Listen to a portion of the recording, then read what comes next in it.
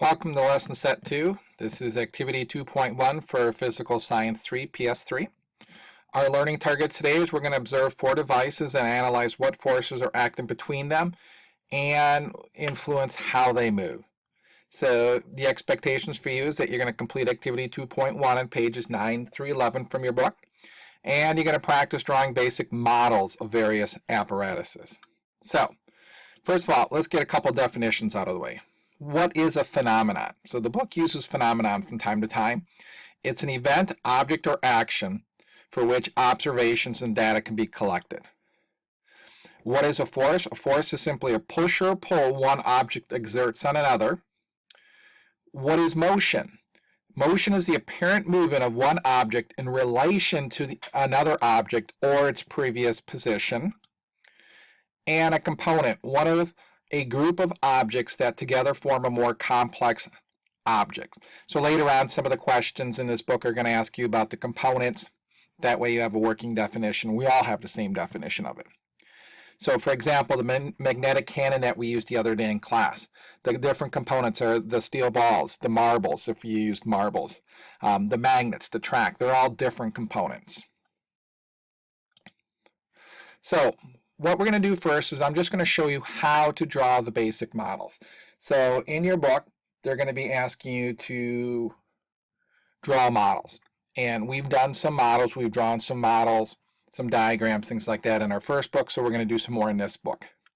Now, what we have here is a model of you sitting in your desk.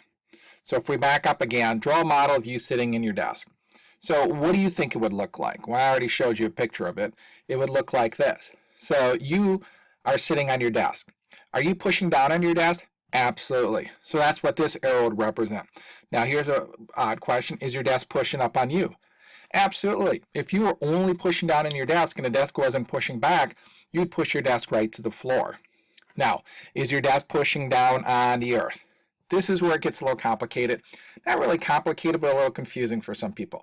We're just going to automatically say the earth. So you might say, well, no, it's pushing on the floor, and then the floor is pushing on the earth. So we're just going to not use floor, we're just going to say the earth. So you don't have to say, okay, the desk is pushing on the tile, then the tile is pushing on the cement that's below that, then the cement is pushing on the gravel that's below that, then the gravel is pushing on the earth. We're just going to say the desk is pushing on the earth. And the earth does push back, otherwise you would be pushed, or the desk would be pushing right down into the earth, and it wouldn't be upright. So all these forces are represented by arrows. So we're going to start to draw some of these coming up in the next couple lessons.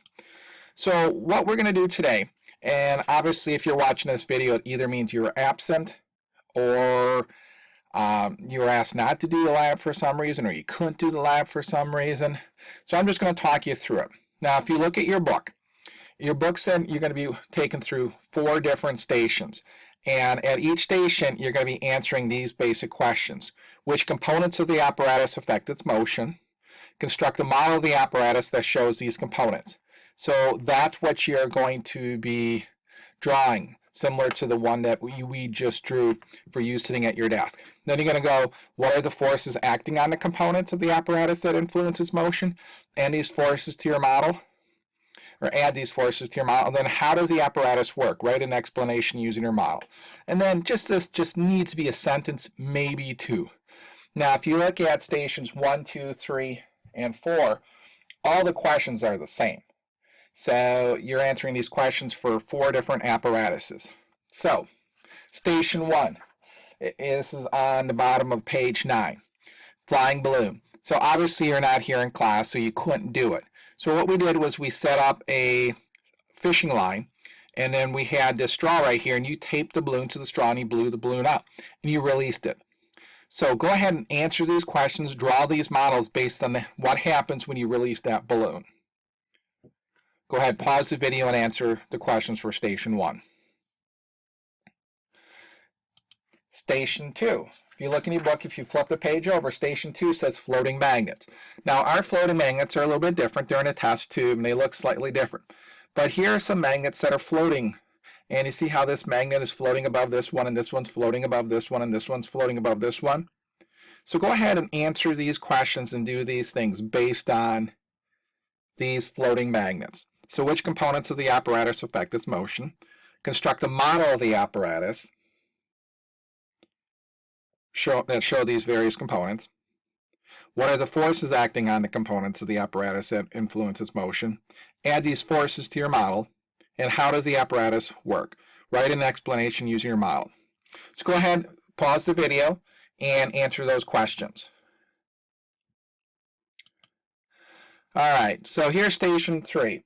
Now this is one of the neat ones. Too bad you weren't here for this one. It's an air-powered car. What we did was we took a little toy car and we put a fan. So these are one of those little fans that you can hold in your hand and it'll cool you off. It's a portable fan. And we put it on here and we turned it on. And what happened was that the car moved. So go ahead and answer these same questions and build these same models that you have been for the last 2 stations. So go ahead and pause the video and complete station 3. All right, now the 4th station, this is going back to the magnetic cannon. So hopefully you were here for the other day. Otherwise, there's a video that guides you through the magnetic cannon. Sorry. So you see what happens with this. So you're going to have to go back and you have to think about what you observed, or you can go back to the video for 1-1. There's a video there that shows what happened when the magnetic cannon was released. So go ahead and pause the video and finish the questions and the model for station 4. Now once you've drawn all these models and you've done these questions, you are done with activity 2.1. So you did visit each of the 4 stations. Unfortunately, you were not able to do it here in class, so you couldn't actually see the things happen. And again, we're going to revisit these questions again. I guess it's not again, I haven't told you yet. We're going to revisit these questions again in activity 2.4. So we're not going to spend a lot of time going through them because we're going to see them again coming up a few lessons down the road. So as always, if you have any questions or concerns about activity 2.1, make sure you let your teacher know and ask your teacher those questions. Thanks.